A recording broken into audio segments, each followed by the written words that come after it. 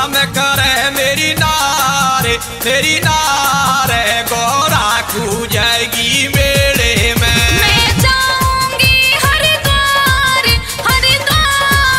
भोले कावड़ के मेले में।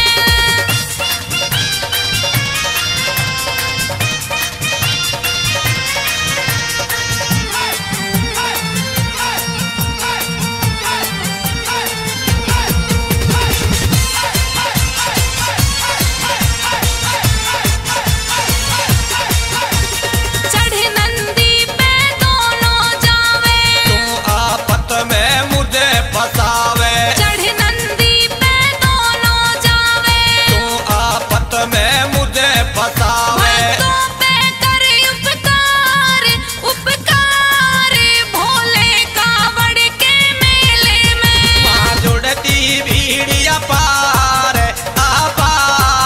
गौरा खू जाएगी रे मेले में।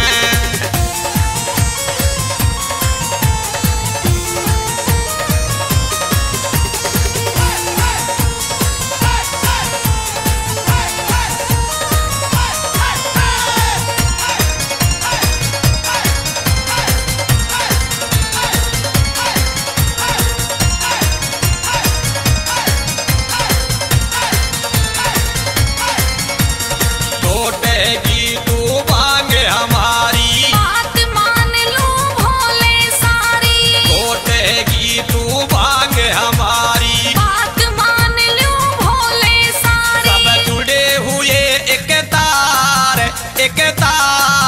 कह भीम सिंह गुरु